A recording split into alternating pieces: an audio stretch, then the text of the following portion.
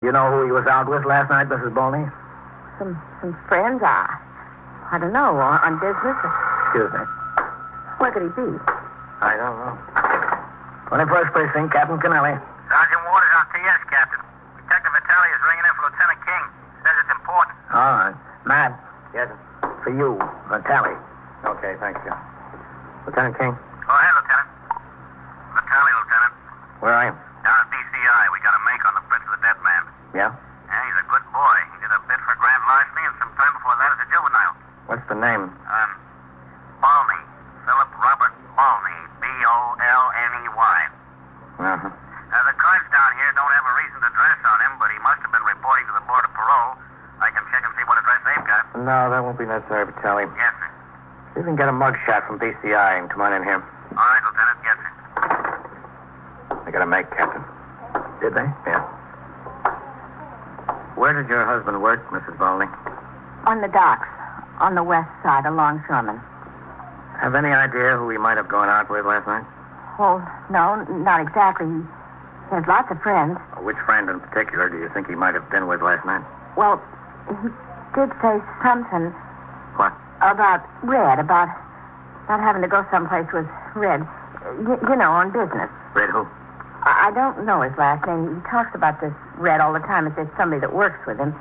You know, Doc Wallopin. Would you know this Red if you saw him? No, I never met him. I only heard Phil talk about him.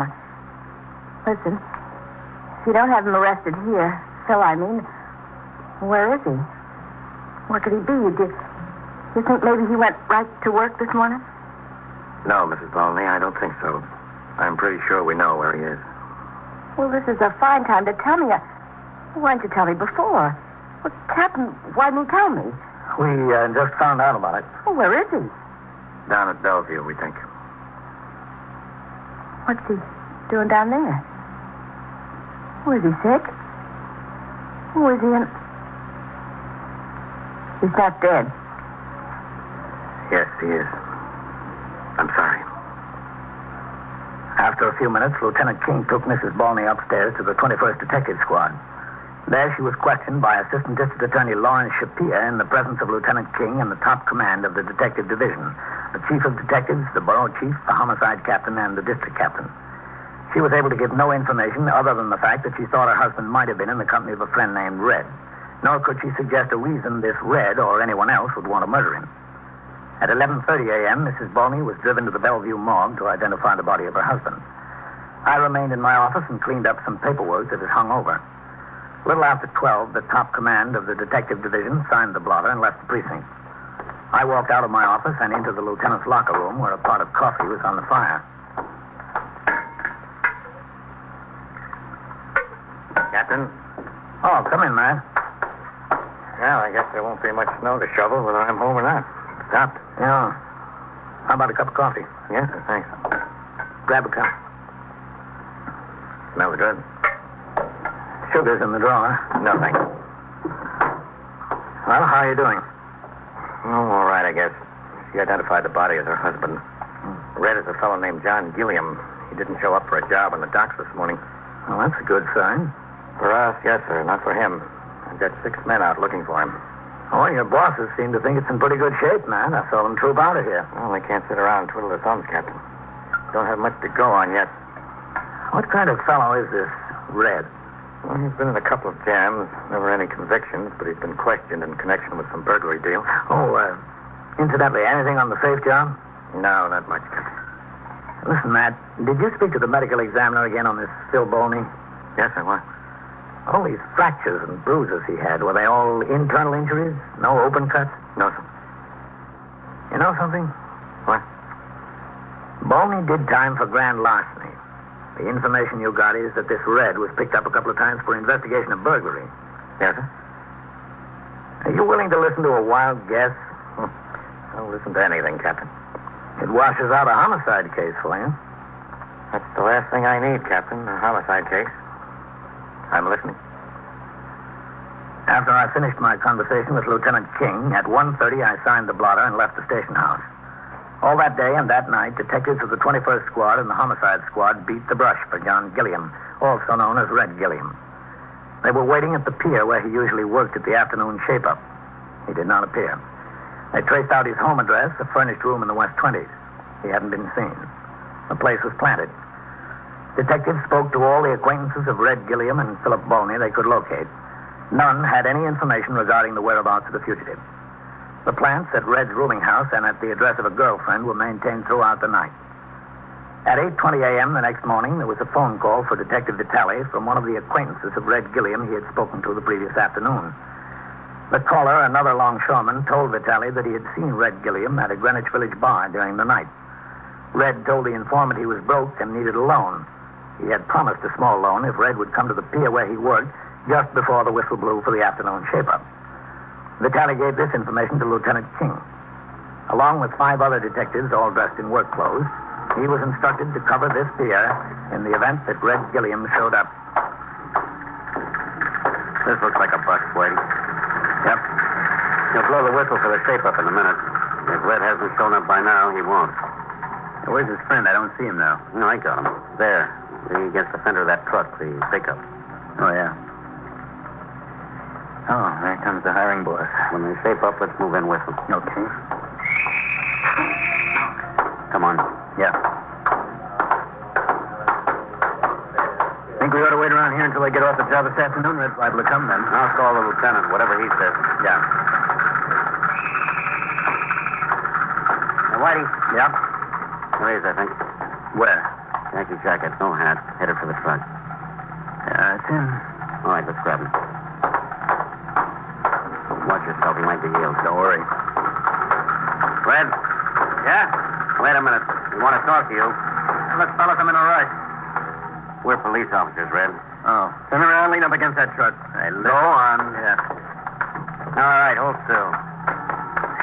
I'm clean. I'm not carrying anything. That's what we want to make sure of. Listen, what's the beef? What do you want me for? Don't you know, Red? How should I know what you guys want? You always want to know something. Yeah, Red. We always want to know something. So come on, let's go. I had been on duty since 8 a.m.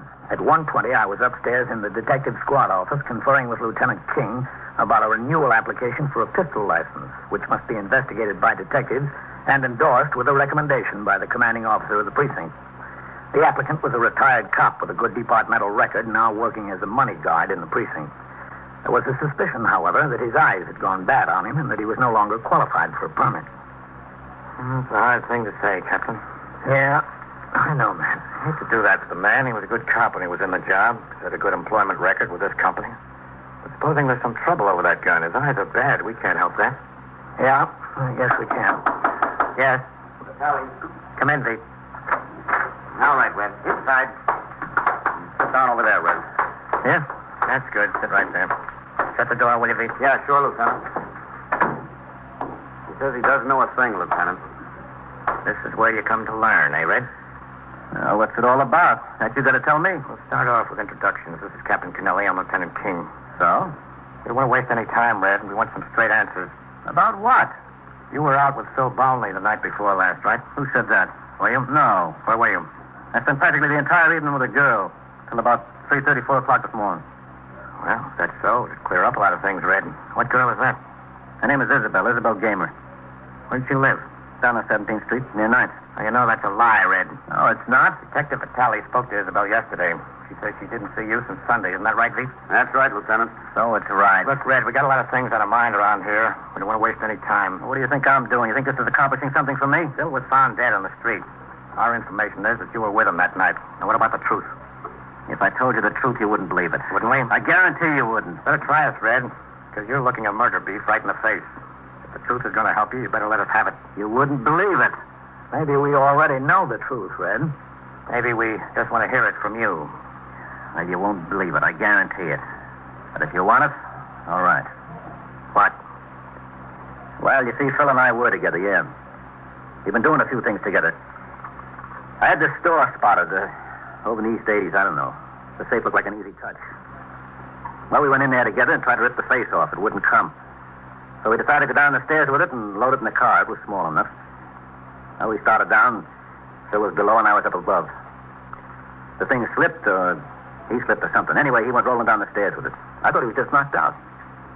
Yeah? Well, that's all.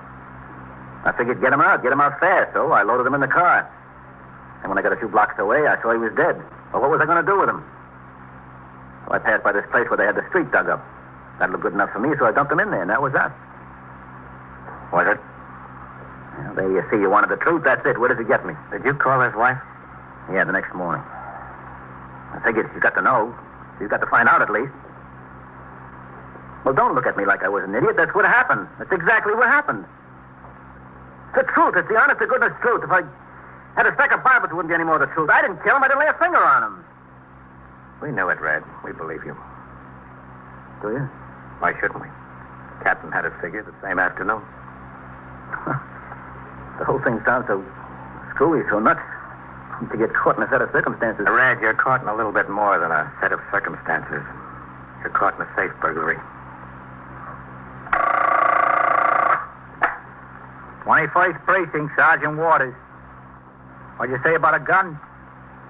Oh, to get a license to carry one. And so it goes, around the clock, through the week, every day, every year. A police precinct in the city of New York is a flesh and blood merry-go-round. Anyone can catch the brass ring, or the brass ring can catch anyone.